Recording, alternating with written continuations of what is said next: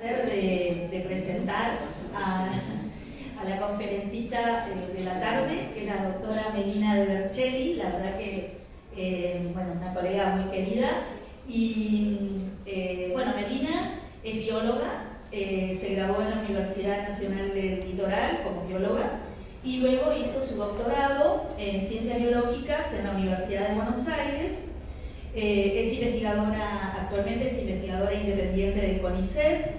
Se desempeñó como directora del Centro Regional Litoral del Instituto Nacional del Agua y desde hace un tiempito, recientemente asumió la dirección del INALI, o sea, del Instituto Nacional de Limnología, que está localizado en Santa Fe.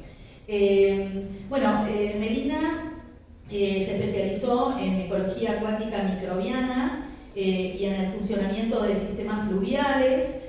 Coordina proyectos que abordan estudios interdisciplinarios sobre los sistemas fluviales del Paraná y del río Paraguay.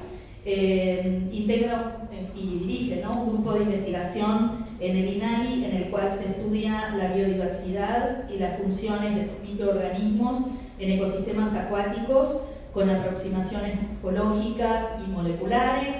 Bueno, Melina, digamos, su tesis doctoral la hizo bajo la dirección de María Ofelia García Emiliani e Inés O'Farrell, luego también, ¿no?, como codirectora, creo, si mal no recuerdo, y bueno, sus pasos, al principio fitoplanctóloga neta, después se incursionó en las comunidades microbianas, tiene, bueno, muchísimos trabajos publicados, unos 50 trabajos publicados en revistas con índice de impacto, capítulos de libros, participó en, justamente hablábamos de la importancia de tener elementos que salgan desde la academia, pero para la gestión. Participó en la elaboración de uno de los manuales que se mostraban ayer, que es para el monitoreo de sistemas fluviales, en uno de los capítulos. Melina colaboró.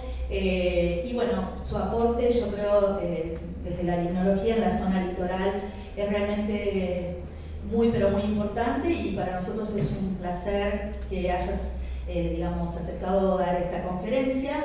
Así que bueno, Melina, te agradecemos mucho y bueno, te dejo con tu conferencia, que es biodiversidad en la gestión del agua, aportes desde la ecología microbiana en el sistema fluvial del Paraná.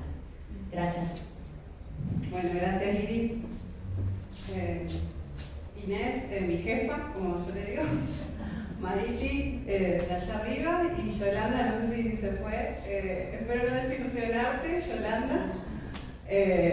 Bueno, que sería mi tía, científica, algo por el estilo.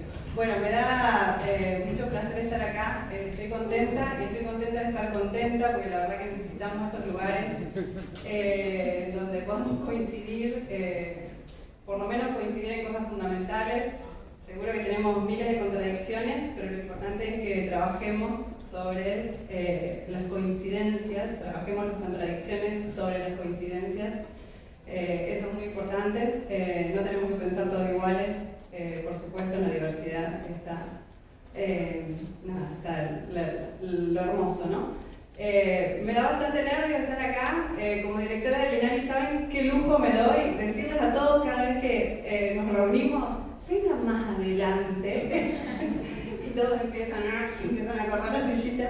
Pero bueno, así que como acá no mi espacio, quédense donde están, donde quieran. Bueno, una cosa que quería recalcar, que no sé si se dijo en alguna charla, me parece muy, había empezado la charla en realidad con el logo del Congreso, me parece muy hermoso, refleja muchas cosas, no, cada uno, ¿no?, tiene su interpretación, pero me parece muy, muy hermoso el movimiento. Ahí falta justo el solcito, esa presencia femenina del agua que cuida. Bueno, me gustó mucho. Gracias por este congreso y felicitaciones desde ya a todos los organizadores y organizadoras que están haciendo que todo, que las estemos pasando bárbaros. Bueno, a ver cómo sale esto. En realidad, no sé, estoy acá adelante, pero me gustaría que sea más bien una charla. A esta altura quisiera haber hecho una conferencia de fitoplancton, pero no salió así. Así que bueno, aquí va. Allí está el grupo al que pertenezco, así me considero que estamos formando este grupo: Paola, Vicky, Agustín, que se está incorporando este año, y Sebastián desde Inglaterra. Y les agradezco ya antes de empezar porque podemos entre todos discutir y ir construyendo con un montón de otras personas. Bueno, y para que esto no sea más largo, en realidad de lo que quiero hablar es de el agua y la diversidad y la biodiversidad. Y bueno, cuán juntos están, pero cuán separados también se encuentran, digamos, en distintos espacios que necesitamos para poder discutirla. Y bueno, y allí en eso, esperen que no veo. Bueno, y hay una frase que parece un eslogan, pero en realidad no lo es una gran verdad. Toda la vida en la Tierra depende del agua y de la biodiversidad. Y en medio de eso, de esa dependencia biológica, hay un montón de otras cosas sociales, políticas, económicas, territoriales. Pero no basta esto, saber que el agua es vida y un montón de esas cosas, sino que también hay que tomar decisiones. Y en el medio de esas decisiones están estas cuestiones de cómo se cuida, quién la gestiona, quiénes participan, a quiénes abrimos diálogos, etc. Entonces quiero que pensemos al agua, que pensemos que la gestión del agua es como un poquito más que administrar cosas, y que la gestión del agua atraviesa campos de disputas, de tensiones, pero también de posibilidades. Y en el medio de eso, la biodiversidad aparece como una herramienta de gestión más justa del agua. Bueno, ¿y qué es gestionar? En definitiva es algo bastante simple y complejo a la vez, que es hacer que las cosas sucedan. Y esto transcurre en ese terreno que recién hablábamos, de la creación, pero también del conflicto, de las tensiones, de la articulación, pero bueno, fundamentalmente en un campo en el que podemos conectar ideas con acciones y con resultados. Bueno, la gestión a su vez tiene distintas visiones, ¿no? Cuando se hace gestión, se hace con una visión particular, y acá puse un ejemplo. Esas visiones a su vez tienen distintos valores, indicadores, pero desde las distintas visiones, podemos pensar en vivir de los recursos fluviales, vivir, no leo nada. Me voy a mover. Me pasa que no sé cómo funciona el punteo. Si me corro de acá, me anda.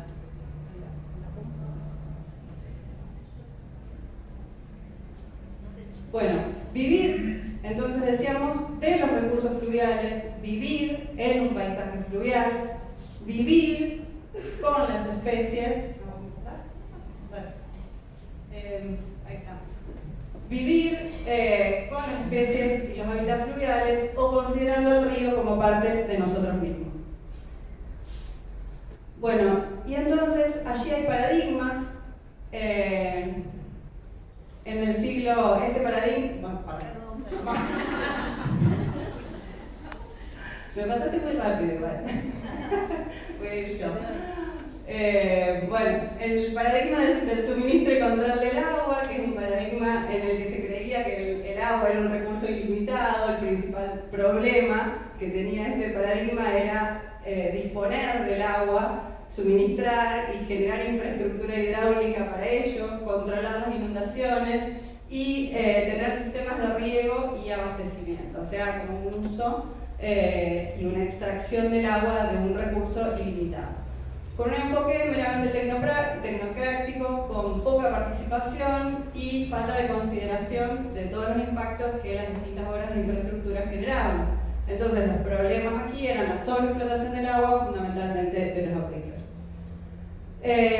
Después pasamos a este paradigma que es bastante romántico, de la gestión integrada de los recursos hídricos, que todavía persisten, con un enfoque más holístico, integra los aspectos ambientales, económicos y sociales, basado en cuencas hidrográficas, ya no con los límites, con límites, o sea, no límites administrativos, sino entendiendo las cuencas, Pretende ser un paradigma en el que participan múltiples actores, gobiernos, comunidades, sector privado. Pretende un uso más eficiente del agua, con conservación y restauración de los ecosistemas, y implementación real de pero este paradigma es bastante limitado, ¿no? Las dificultades son coordinar entre todos estos sectores y también que persisten en este marco los modelos extractivistas que chocan con la pretendida sostenibilidad que hoy a la mañana hablamos. Bueno, aparece el agua como un bien económico, que también convive en este momento en el presente. El agua ya entendida como un bien escaso, se le pone tarifas, propone el pago por servicios ecosistémicos, tiene un esquema ya de financiamiento privado, empiezan a aparecer los entes, ¿no? Del agua, y aplicado en modelos de privatización y concesión del servicio de agua potable. ¿Esto qué pasa? Al ponerle valor al agua puede aumentar las desigualdades en el acceso y está priorizando algunos intereses económicos por sobre los derechos. El agua como un derecho humano y bien común. Aquí aparece la mirada más de la ONU, ¿sí? Reacción contra la mercantilización, el acceso al agua como un derecho humano. Promueve la gestión comunitaria y la protección de fuentes de agua y se enfoca más en la equidad, no en la igualdad, sino en la equidad como el acceso universal y justicia hídrica. Y bueno, pero ¿qué pasa? Hay una falta también de capacidad o de implementación efectiva en esto. Se necesitan inversiones públicas y una gobernanza muy fuerte y participativa. Y después aparecen también, en medio de todos estos paradigmas, o de estos dos últimos, la gestión basada en ecosistemas y soluciones basadas en la naturaleza, que entiende al agua dentro de su contexto ecológico, promueve la restauración de los ecosistemas, es una alternativa frente a toda la infraestructura que empezamos a ver al principio más tradicionales, plantea la adaptación al cambio climático y la resiliencia de los sistemas hídricos. Pero esto requiere cambios en políticas públicas y marcos regulatorios y enfrenta muchas resistencias, principalmente en todo lo que pretende seguir trabajando con todo lo que es infraestructura gris. Sí. Bueno, en todo esto identificamos brechas políticas y nos preguntamos también si existe una verdadera gestión del agua. Por ejemplo, acá en Argentina nos podemos preguntar, ¿existe una verdadera gestión, un marco de gestión del agua o no existe? Bueno, no voy a mencionar, pero hay un montón de brechas, ahora creo que estamos en su máxima expresión, pero bueno, en las distintas partes, ¿no? De los procesos, en el funcionamiento de las políticas, en las que están relacionadas más con la gobernanza, etc. Y aquí, bueno, me cambié un poquito los formatos, aparecen las instituciones que gestionen el agua en el caso de que exista una gestión del agua. Si no existe una gestión del agua, igual hay un montón de instituciones en las que en Argentina, por lo menos, está enmarcada la gestión del agua.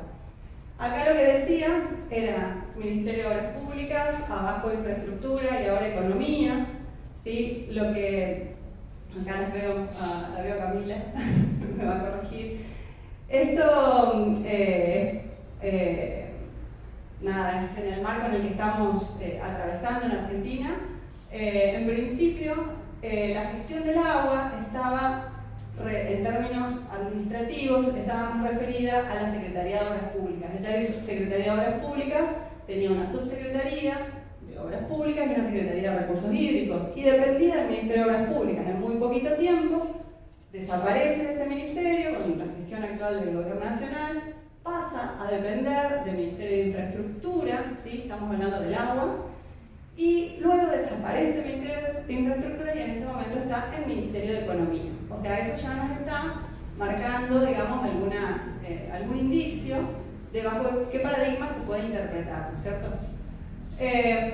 Bueno, a su vez dependen un montón de otros estamentos del gobierno, otros ministerios, por supuesto, no es exclusivo de este ministerio, pero sí es donde está centralizado la política de gestión del agua, a su vez en los municipios, en consejos federales, etc. Y bueno, para para mencionar, en donde está centralizado el estudio o las cuestiones que tienen que ver con el agua, el Instituto Nacional del Agua, que en este momento está a punto de desaparecer, el ENOSA, que ya desapareció, ya lo disolvieron.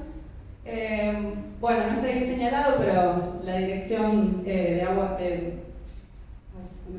la Dirección de Agua Potable y Saneamiento, que también dependía de la Secretaría, que también tuvo una reestructuración enorme. Y bueno, y después también aparecen otros organismos, como el SINAGIR, que es, en Argentina es el organismo de gestión de riesgo, que en este momento no está funcionando. El COIFE, que es el Consejo Hídrico Federal, que sí está funcionando y que aparece un poco como como un consejo que articula con las provincias, porque el agua, a partir de así como todos los bienes o recursos naturales, con la Constitución del 94, estuvo esta partida, ¿sí?, entre la gestión de todas las provincias. El COIFE aparece como un consejo que nuclea a las decisiones o las discusiones que se dan entre todas las provincias. Más o menos. Bueno, acá con esto en realidad lo que quería mostrar, que no es arbitrario todo lo que está pasando, es importante el agua, es muy importante. Hoy en la charla de la mañana vimos las disputas y los conflictos a nivel internacional por el agua. A nivel nacional nos ocupamos en esta gestión de disolver prácticamente o dejar inestables a todos los organismos que en la esfera pública se ocupan de la gestión del agua o de generar entendimientos en torno al agua. Eso no es arbitrario, eso no es solamente achicar el Estado, sino, en particular, tomar una decisión política sobre eso.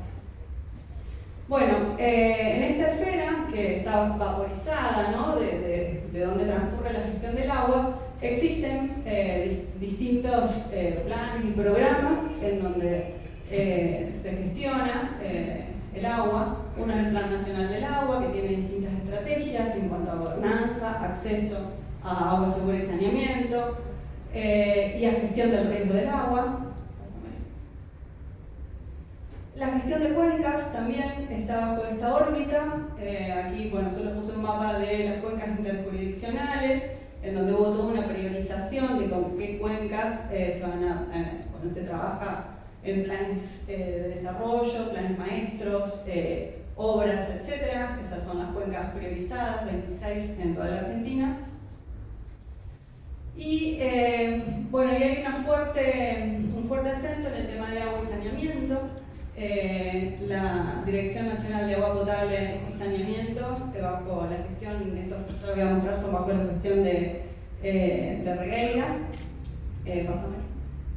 trabajó muy concienzudamente en la Argentina profunda, digamos, en la Argentina que no se ve, y en generar este mapa de vulnerabilidad por déficit de agua y saneamiento, que toma distintas dimensiones con algunos indicadores de salud, sociales y sanitarios.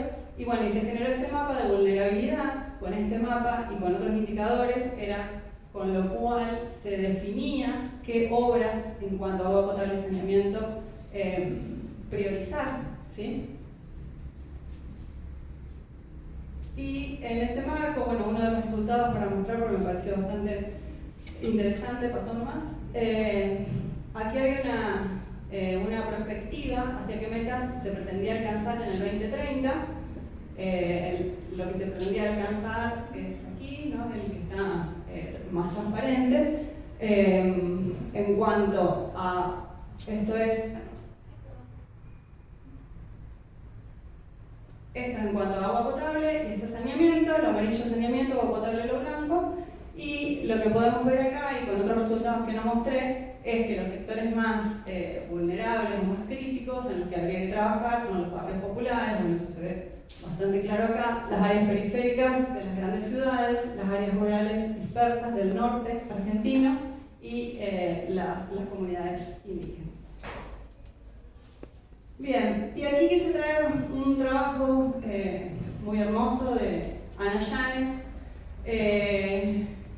y en el que hicieron un laburo enorme de mapeo, en donde trabajaron con algunos centros urbanos, un montón, no algunos, 243 centros urbanos, y trataron de identificar de dónde viene el agua y hacia dónde va. Y acá lo que quería remarcar es el rol importantísimo de las aguas subterráneas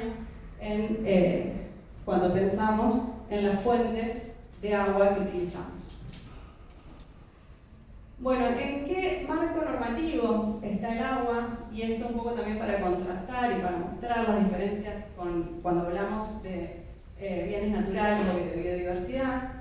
Bueno, por un lado tenemos todas las directrices internacionales en calidad de agua potable, en normativas, en distintas normativas, que en definitiva son directrices, pero que en momentos como hoy resultan bastante relevantes, por lo menos para orientar cuando las políticas públicas están vaporizadas hacia algún lado, ¿no? Estas directrices en definitiva son un paraguas que tienen que ser en cada localidad, tienen que ser validados y establecer los propios estándares y medidas de esas directrices internacionales. Y en cuanto a la Argentina, ¿qué pasa con el marco normativo del agua? Bueno, tenemos una constitución, pero a su vez tenemos, como es un sistema federal, tenemos todas las normativas de los municipios y de las provincias.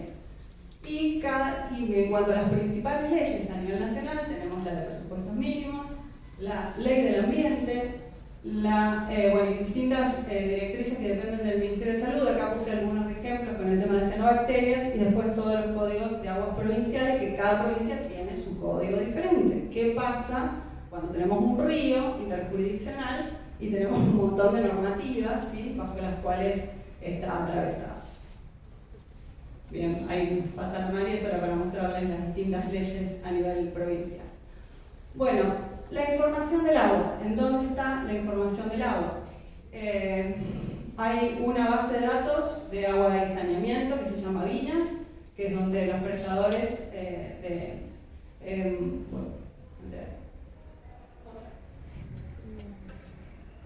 del servicio de agua potable cargan sus datos, o pretendía que se cargaran todos los datos y allí estuviera centralizada toda la información. Después hay un geoportal que fue construido cuando estuvo el Ministerio de Obras Públicas, con información sobre agua y saneamiento, y de infraestructura hídrica, y de un montón de otras informaciones. Y a su vez también está la Red Hidrológica Nacional, que es de donde después, junto con los datos, con las distintas redes, de donde obtenemos la información de las distintas estaciones de los ríos. Aquí era para mostrarle lo interesante de este geoportal, que si bien tiene información sobre agua, también conecta con un montón de otras capas de información. Pásale un ejemplo. Bien. En donde se discuten, no digo que sea el único, pero cuáles son los espacios puros, ¿no?, en donde se pretenden discutir los temas del agua. Bueno, existe el Congreso Nacional del Agua, que va a ser dentro de unos días, 7 y 8 de agosto en Mar del Plata. Ese es el centro de discusión del tema hídrico. A nivel internacional existe el Foro Mundial del Agua. Esto me resultó interesante mostrarles porque el punto focal del Foro Mundial del Agua para Argentina es el Ministerio de Obras Públicas y la Dirección de Agua Potable y Saneamiento. Esos eran todos los puntos que se pretendía que cada país devolviera, ¿sí?, a la organización, y a su vez se fueron haciendo documentos para poder discutir a nivel mundial este tema. Pero lo que quiero decir es ¿cuál es el punto focal, ¿no? El punto focal es el Ministerio de Obras Públicas del Agua. No importa cuál sea el punto focal, lo importante es cuánto abrimos y discutimos entre los distintos espacios en donde se discute el tema del agua, ¿no? Y fíjense que acá, por ejemplo, existía el tema biodiversidad y ecosistemas de agua potable, de agua dulce. Fue muy interesante la discusión, de hecho, con Brasil hubo muy buena discusión, pero después a nivel transversal, eso realmente no, para Argentina por lo menos no existió.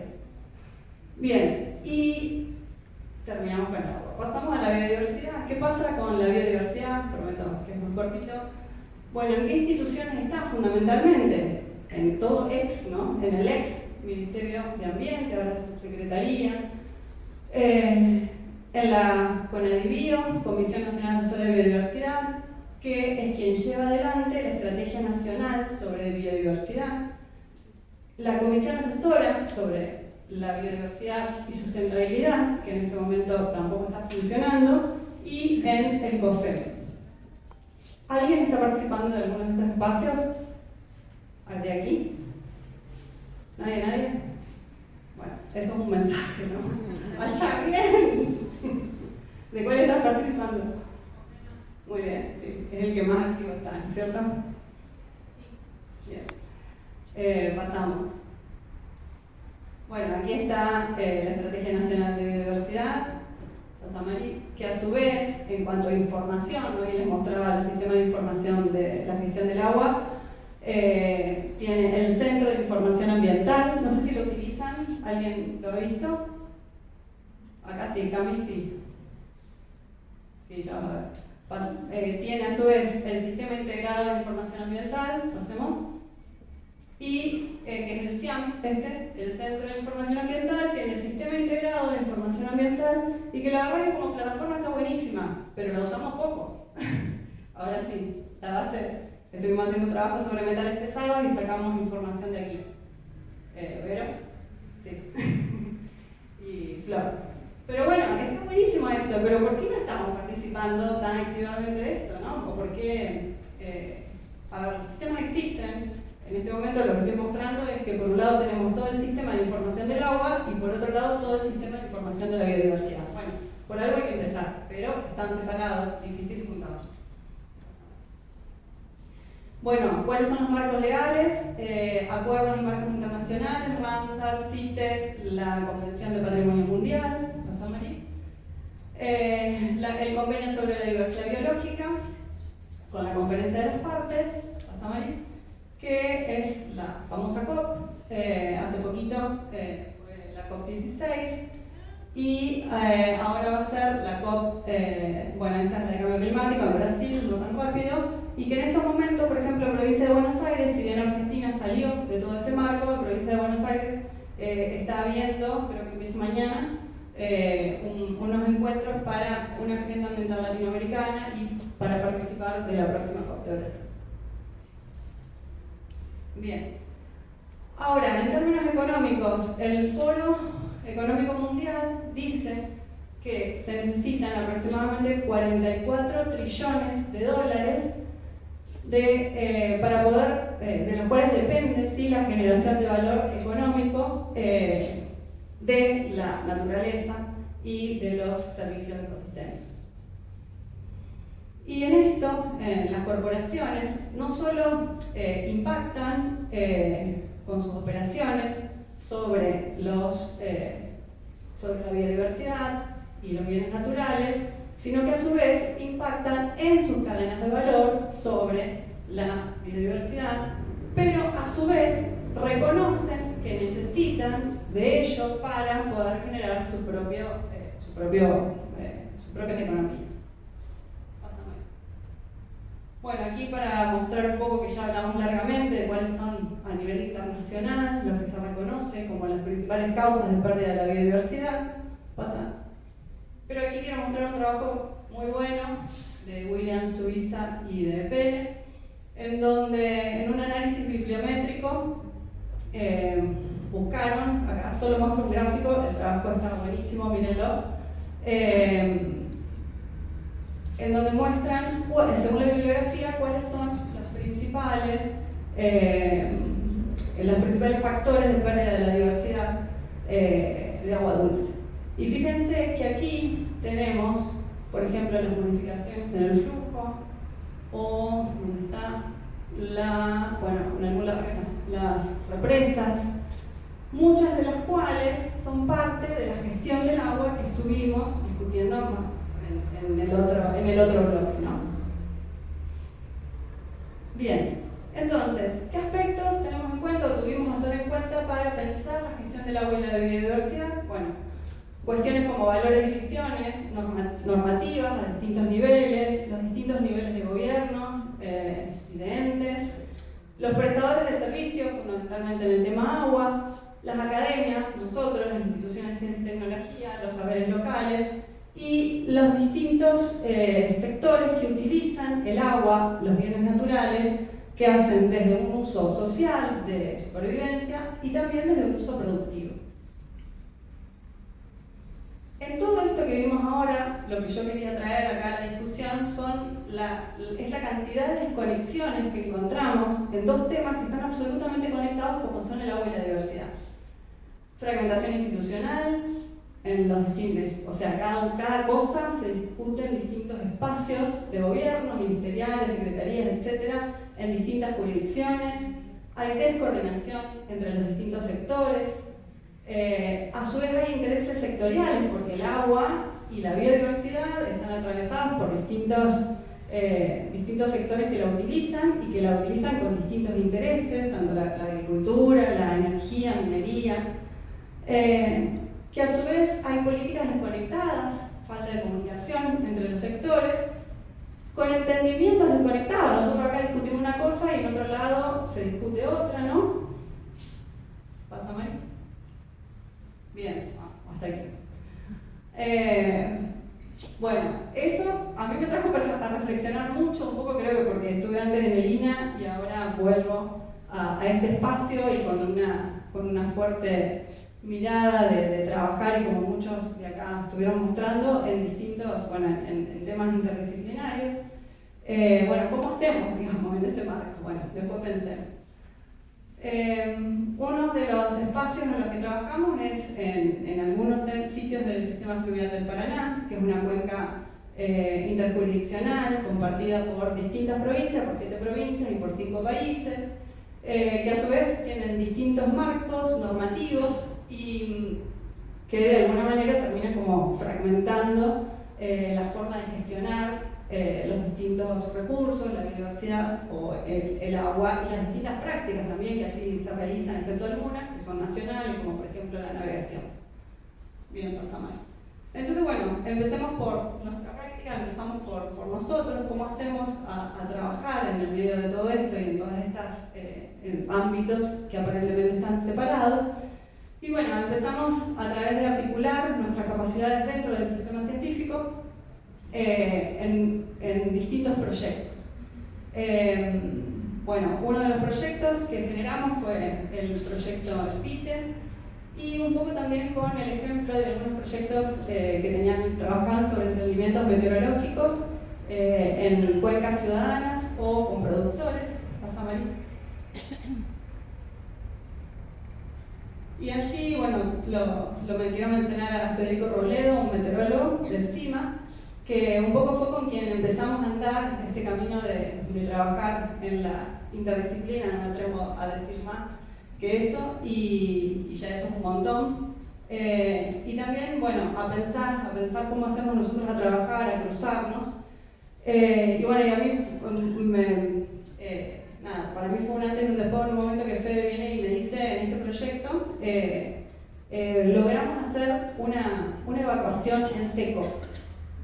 Le digo, ¿qué es una evacuación en seco? Bueno, ellos estaban trabajando en Matanza, trabajaban con las personas, generando indicadores y alertas tempranas y pronósticos, y bueno, haciendo una verdadera coproducción de conocimiento en temas meteorológicos con las personas que estaban atravesadas por el problema, y bueno, y la verdad que es el éxito máximo que uno puede tener en una investigación, un resultado traducido en una práctica, en la práctica de las personas, en transformarle la vida a las personas.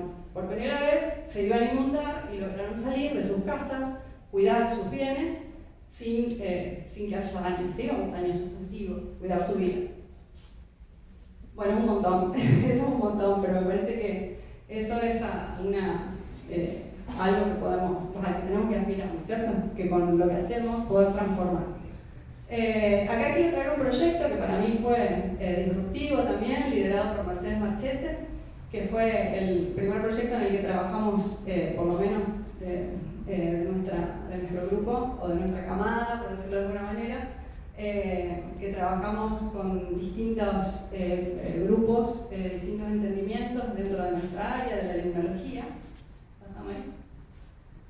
Y bueno, y después ya estuvimos trabajando en un sector transversal, localizando entre la ciudad de Santa Fe y la ciudad de Paraná. Y bueno, y allí fue cuando empezamos también a trabajar en cuestiones moleculares. Veníamos trabajando en fitoplancton y hubo incorporaciones de personas, Paula, Seba, y empezamos a trabajar con cuestiones moleculares y vimos un montón de otras cosas también. Por ejemplo, en este trabajo de Sebastián, todo esto fueron entidades nuevas para la ciencia. Algunas macheaban, por ejemplo, con especies marinas, o sea, se creía que eran ASVs marinos, pero claro, nunca se había estudiado tanto agua dulce, entonces hay falta de información, ¿no? Especies que se creen que son exclusivamente marinas y bueno, de repente aparecen en el Paraná. Pasamos ahí. Después, bueno, aquí también encontramos un montón de parásitos, de heteroflagelados. Y bueno, Paula trabajó fuertemente en el tema de entender cuáles son los procesos que están determinando la biodiversidad, la diversidad microbiana, no solo la selección, sino hay otros procesos no selectivos que también están interviniendo. Pasamos ahí. Vicky empezó a trabajar con Ceratium, fuimos identificando cuáles eran los problemas que iban apareciendo allí, generando esta hermosa plataforma junto con Micaela, en donde no solo trabajaron con los organismos que encontramos en nuestro sector, sino recopilando toda la información a nivel mundial para poder hacer una predicción de qué puede estar pasando con un organismo que trae problemas, que es invasor en nuestra región. Bien, bueno, y aquí aparecimos con este proyecto interinstitucional porque hasta allí estábamos trabajando en la llanura aluvial y en nuestro sector. Y la verdad que somos un montón trabajando en el Paraná y no terminamos de conectar o trabajar en conjunto para tener un entendimiento conjunto en lo que es toda la longitud del río. Y a su vez con las distintas miradas y como es, y y entre nosotros con las distintas disciplinas, ¿no? Dentro de la limnología. Bien, entonces hicimos este muestreo en donde confluimos distintas instituciones, un montón de instituciones, incluso también organismos públicos como el APA, también privados como Yacyretá. Confluimos en hacer este muestreo en donde tomamos diversas variables limnológicas. No quiero entrar en detalle aquí porque no es el objetivo de esta charla, pero que estuvo buenísimo. Un proyecto en donde incursionamos en trabajar en conjunto, personas que nos conocíamos un montón, pero que no habíamos coincidido en discutir protocolos y en hacer un muestreo, ¿no? Una mirada del río en un momento clave que es la bajante. Este proyecto quedó desfinanciado con la nueva gestión y quedaron más de la mitad de los objetivos pendientes.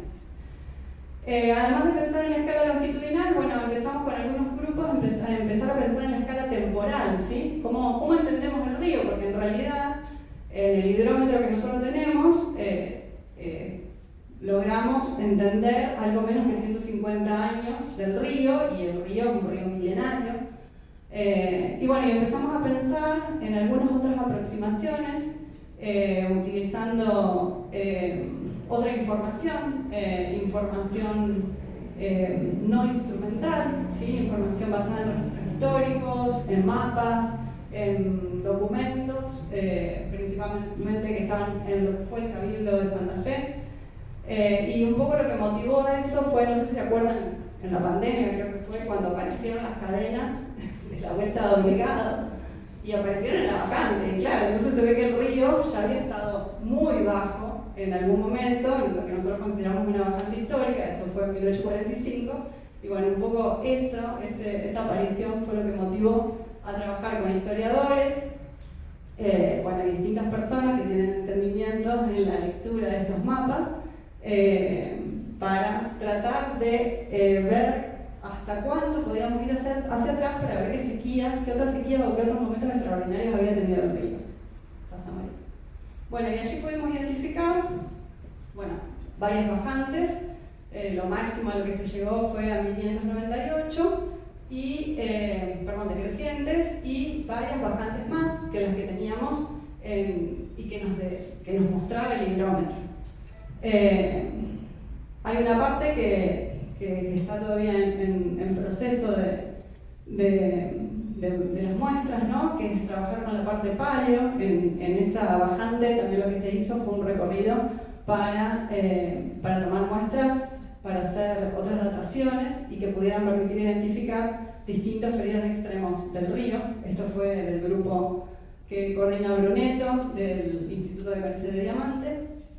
Bueno, también vimos en esa bajante que las tomas estaban con problemas, habían quedado fuera del río, básicamente. Entonces trabajamos en un grupo de Lina, de Roxana Mazón, Silvia Rafael y Majo, trabajaron en ver realmente cuáles eran las cotas del río y con los máximos y los mínimos absolutos para hacer una propuesta de donde en definitiva era lo más coherente para instalar una toma. Después nos metimos a trabajar con Celeste y con su grupo en dialogar con las personas que tienen entendimientos en el río, aprovechando estas bajantes extraordinarias que de alguna manera traían a la memoria de las personas eventos extraordinarios. Entonces, bueno, eso fue buenísimo, un trabajo etnográfico que llevaron adelante y un poco con el objetivo transversal que pretendíamos, que era tratar de llegar a una simetría de diálogos entre los distintos conocimientos, los distintos saberes, y no solo los académicos, sino con los saberes de las personas que viven sus vidas asociadas al río. Y entonces asociábamos genealogías con hidrogramas,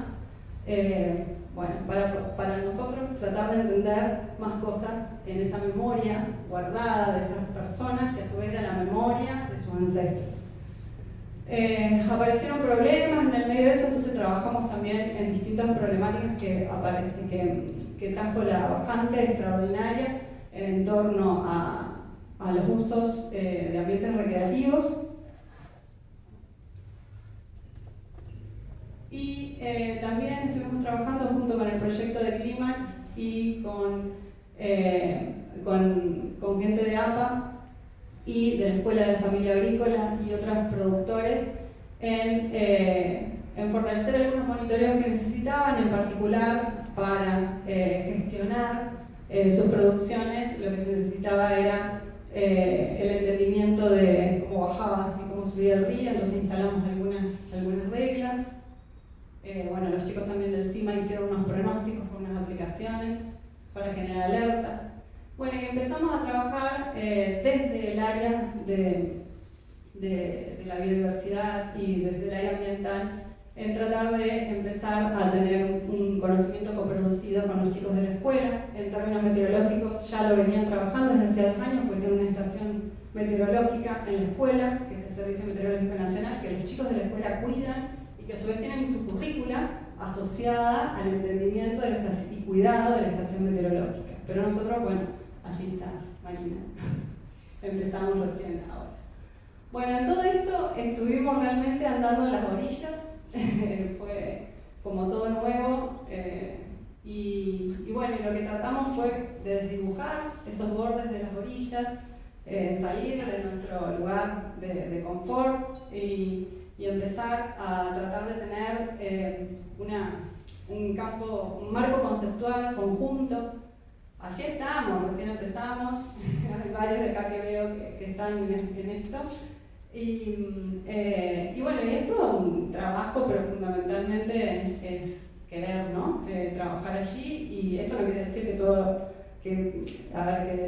todos tenemos que trabajar en la coproducción, sino que que tiene que haber equipos que estén en eso, con distintos roles, con personas con distintos roles, ¿no?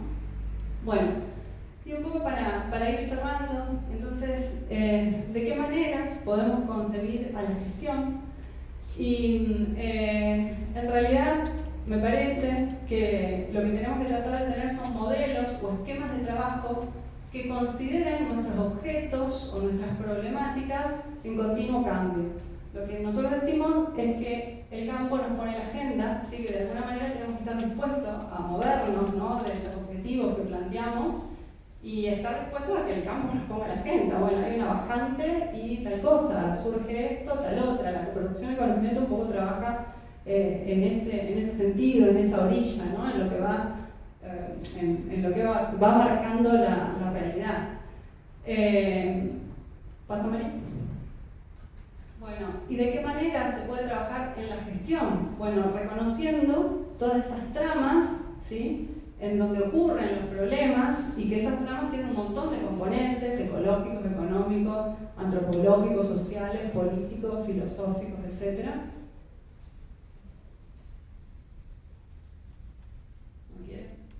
Bueno, reconocer fundamentalmente los factores que activan esas tramas, ¿sí? Cuando hablo de tramas, imaginemos los nodos, y más que trabajar en cada uno de los nodos es trabajar en esas relaciones, ¿sí? Bueno, ¿qué es lo que activa esa relación, ese vínculo? Considerar, ¿sí?, lo que pasa en el territorio, las identidades locales, las diferencias culturales, las diferentes percepciones, desarrollar enfoques participativos y también integrar los intereses de los distintos actores que están involucrados en la problemática, porque yo puedo ir con un interés, pero claramente hay muchos intereses. Imaginemos, por ejemplo, el tema agricultura, y bueno, algunos querrán aprovechar el agua, otros tener más rindex, otros cuidar el suelo, otros mantener un río con una agricultura que permita mantener la calidad del agua, ¿sí? Entonces, pensar las prácticas desde los distintos intereses que la tensionan. Bueno, ¿y cómo trabajar en esos nexos, saberes, gestión? Y trabajar desde las oportunidades, porque si no nos deprimimos, como dijimos hoy, en medio de todo esto, de todas estas dificultades, hay un montón de oportunidades y claramente las oportunidades están en integrar, en poder coordinar, en poder articular, ¿sí? Trabajar desde un conocimiento específico y situado, que sea comprensible, ¿sí? Que sea lo más integral posible, no absolutamente, nunca se puede, que nuestras respuestas traten de llegar a tiempo, ¿sí? Ese es todo un tema para la academia, ¿no?, llegar a tiempo con las respuestas.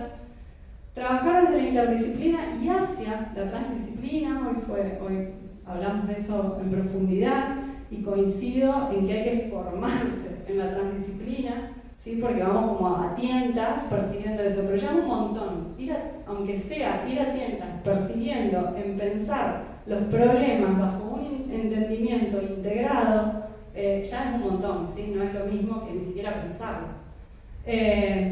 Bueno, y vuelvo a esto de superar todo eso y poder trabajar sobre lo que nos va conectando, ¿sí?, sobre las tramas.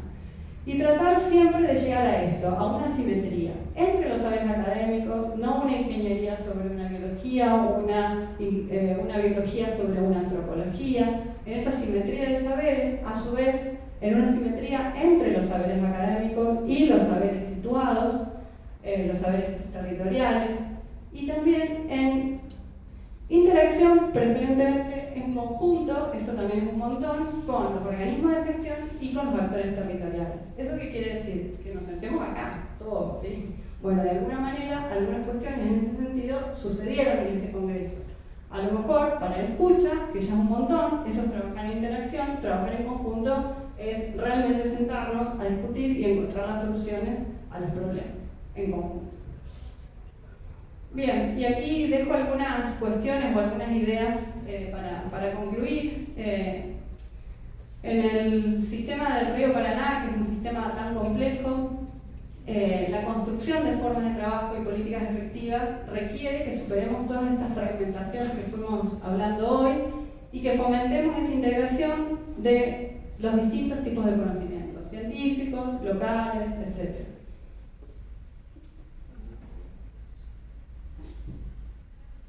Un aspecto clave para esto es incorporar a la biodiversidad en el medio de la gestión del agua, ¿sí? En este caso del sistema fluvial del Paraná, de manera que las problemáticas de las cuencas tengan un entendimiento más global, ¿no?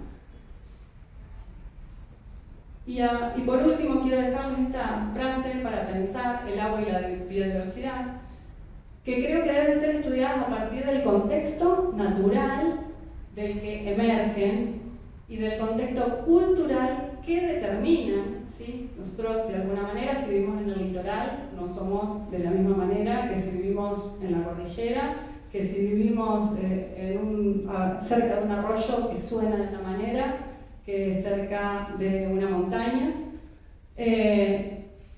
y que a su vez las determinan. O sea, a nosotros el agua, la biodiversidad, nos determinan, pero a su vez nosotros las determinamos, las transformamos. Bien, y para terminar, recién leía una frase de Donna Haraway que decía un poco provocativamente en respuesta a algo: hagamos parentescos y no bebés. No sé si la escucharon.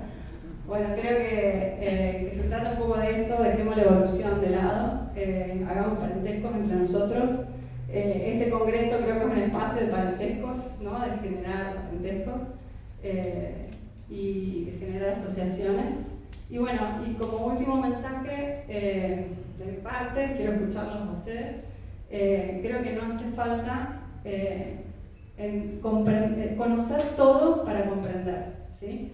Una frase de Small, a veces a nosotros desde la academia nos pasa que hasta que no tenemos el último datito o no sé, que entendemos absolutamente algo, creemos que no comprendemos, ¿sí?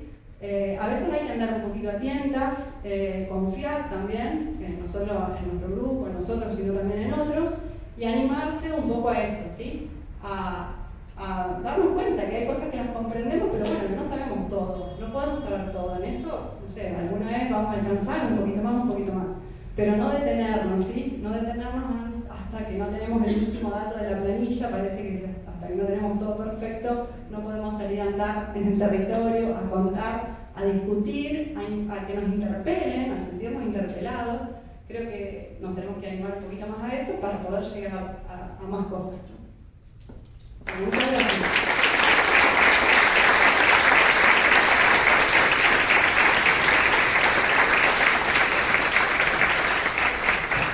Bueno, muchas gracias Melina por tu hermosa conferencia. Vamos a dar lugar a las preguntas. Hay mucho para preguntar, hay mucho para reflexionar. Ahí está Vero. Te paso el micrófono, Vero.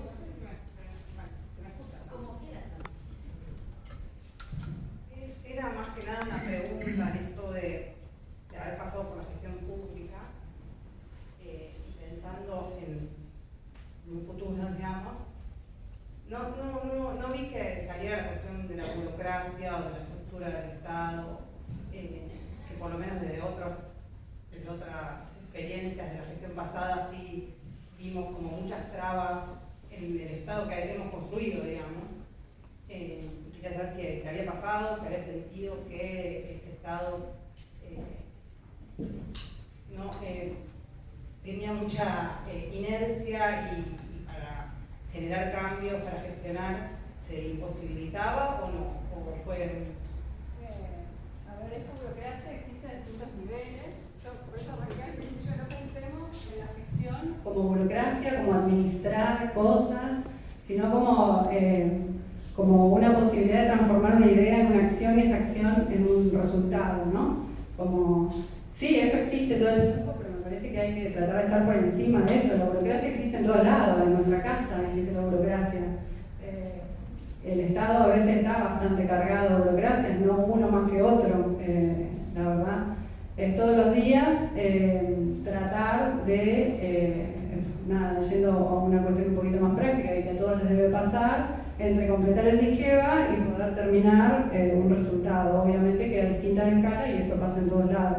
Pero me parece que no tenemos que perdernos en esa burocracia, sí tratar de trabajar para hacerla menos, para que nos detenga menos, nos distraiga menos. Yo creo que lo que hace la burocracia es distraernos y que a veces lo que hay que tratar es, bueno, despabilarse todo el tiempo.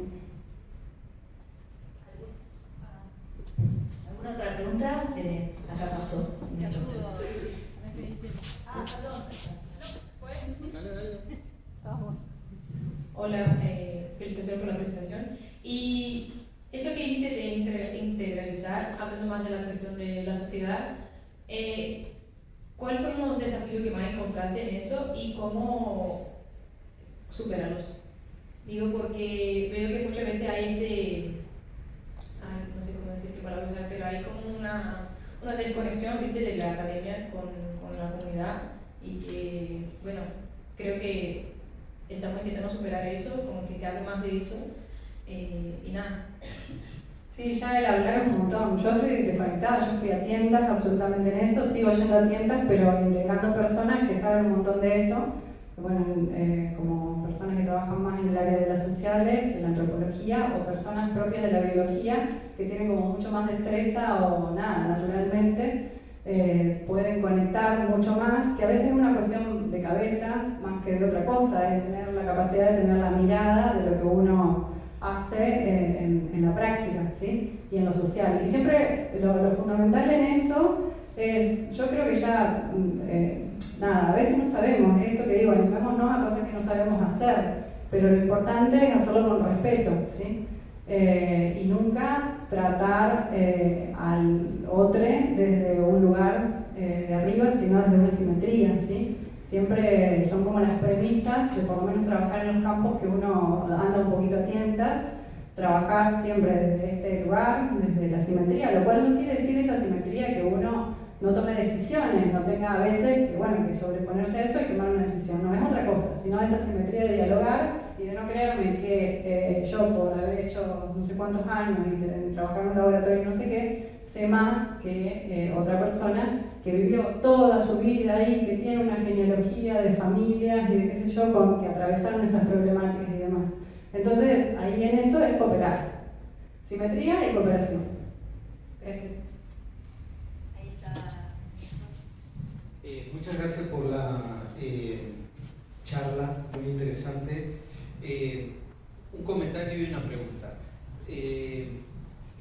Me pareció también muy oportuno esto que decías, bueno, hay que animarse y muchas veces hay que tomar decisiones en un contexto de incertidumbre, ¿no? En cierta medida es volver a Aristóteles, ¿no? Aristóteles decía todo lo que voy a aprender lo voy a aprender haciendo, ¿no? Y a veces nos olvidamos de eso. Pero te quería hacer esta pregunta. Teniendo en cuenta las características tan particulares que tiene Argentina, ¿no? En su dinámica política, ciclos muy extremos, te quería hacer esta pregunta. Teniendo en cuenta que es un régimen federal, ¿no? ¿Cómo juega esto en términos de la memoria del sistema, ¿no? Esto que, como dicen en las humanidades ambientales, la resiliencia es el manejo adecuado entre la memoria y el olvido, ¿no? Entonces, ¿qué juega a favor o juega en contra? Te hago esta pregunta porque vos has estado en la gestión. Juega a favor y en contra. Porque a favor, porque me parece que de alguna manera pone a discutir a más actores, en contra, porque a veces genera cuestiones contradictorias. A ver, pongo un ejemplo, justo lo mencioné, el tema de la navegación. La actividad de la navegación es nacional, pero la dominialidad de los suelos, por ejemplo, sobre los cuales se hace el dragado, que en el río Paraná es requerido para la forma en que se navega, por lo menos hasta un tramo, es provincial. Entonces, en ese interjuego juega en contra cuando no hay espacios en donde se discute qué hacer y cómo hacer. Entonces, si vos tenés un Ministerio de Transporte que te dice que tenés que meter buques Panamax en el río Paraná para poder, no sé, transportar más eficientemente las distintas mercancías para la exportación, pero por otro lado tenés las provincias que tienen esa jurisdicción sobre el dragado que es requerido para esa navegación y bueno, hay una contradicción. Y el problema es que no están los espacios para discutirlos. Entonces a veces no es inventar cosas nuevas, dejar las cosas como están, a veces preferir, bueno, dejémoslo así, pero dialoguemos, o sea, discutamos. Eso es lo que ocurre, lo mismo esto que quería plantear entre agua y biodiversidad.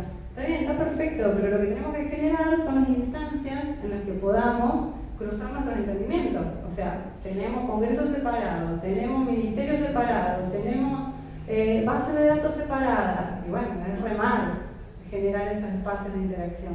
Pero es ahí donde vamos a lograr resolver algo y trabajar en conjunto, porque si no, vamos a gestionar el agua de una manera y la biodiversidad de la otra, cuando sabemos que están absolutamente cruzadas y que son interdependientes. Así que bueno, Bueno, tenemos tiempo para, después vamos a la sesión de postas, pero tenemos tiempo para un par de preguntas más. Ahí está Martín. Aparte te tengo que dar el regalo que me dieron, te lo tenía que dar antes. Bueno, Melina, gracias por tu presentación. Las últimas semanas hizo noticia los altos niveles de agroquímicos en la cuenca, ¿no? Como si a nivel mundial superando ampliamente lo que se veía en otras partes del planeta. Te quería preguntar, bueno, si eso había despertado algún tipo de alarma en esta discusión transdisciplinaria, principalmente con las fuerzas productivas, ¿no?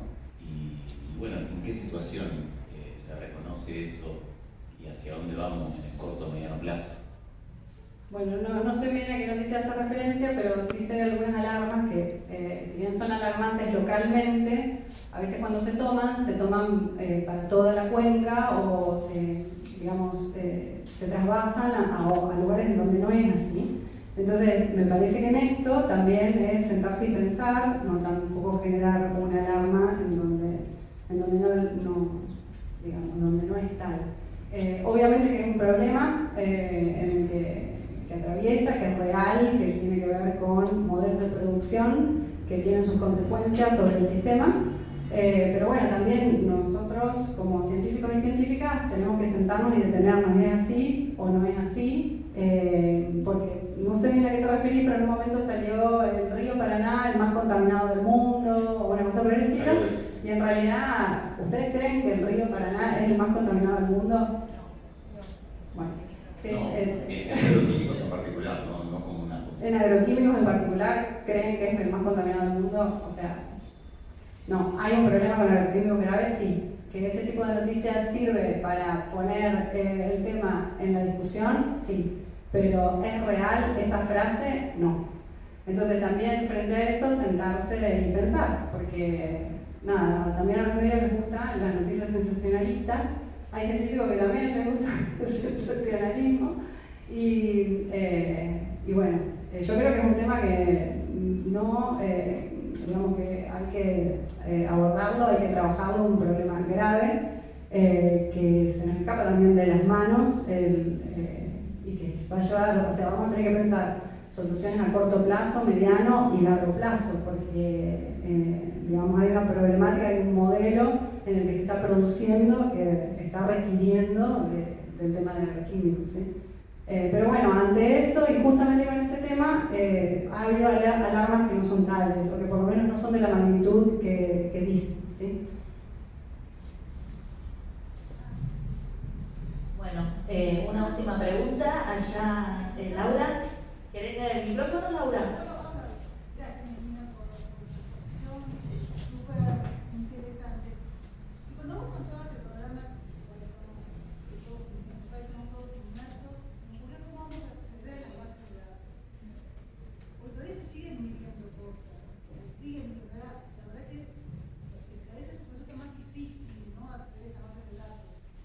Ahora que la Secretaría de Recursos Hídricos, el Ministerio del Ambiente, ¿cómo vos nos podrías orientar? No sé, es un lío. El tema de los datos todavía es muy loco porque es nuestra base, el generar información, pero nunca terminamos de pensar cuál es la mejor forma para disponerla adecuadamente, ¿sí? No digo incluso disponerla abiertamente, porque sabemos que también eso hay toda una discusión, un debate en torno a eso, a veces generamos más problemas disponiendo absolutamente todo, más desigualdades, pero sí por lo menos compartirla entre las temáticas y compartirla entre nosotros. O sea, acá mismo es un tema que la verdad que tendríamos que estar preocupados y discutiendo porque nosotros mismos generamos datos todo el tiempo, pero después a veces nos vamos y la información quedó se fue también con la persona, ¿no? O sea, obviamente nosotros publicamos, generamos informes y demás, pero no es lo mismo que pensar en esto de cómo hacemos con nuestra información.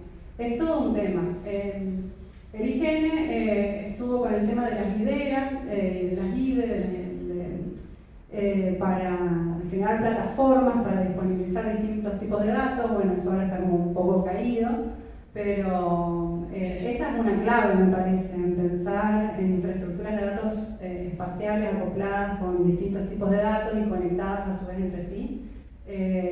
Para mí tenemos que trabajar en eso. Y de hecho, bueno, está toda esta información, pero digamos es como está muy cooptado el tipo de técnicos o de científicos incluso que utilizan por un lado y que cargan por otro lado en esas bases de datos. En el CONICET también nosotros tenemos que disponibilizar los datos y está ese sistema para disponibilizar los datos, pero de alguna manera tampoco termina siendo un sistema que permita cruzar los datos. Terminamos subiendo datos, armando una burocracia que de alguna manera tampoco es del todo efectiva.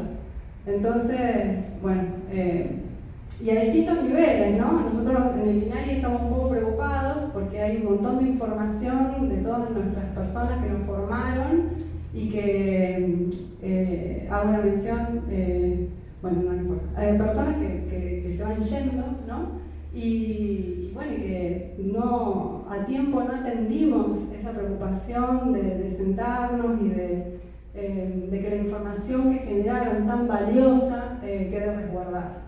Para mí es un tema que nos tiene que recontra ocupar. Bueno, muchísimas gracias, Melina. Muy buenas noches.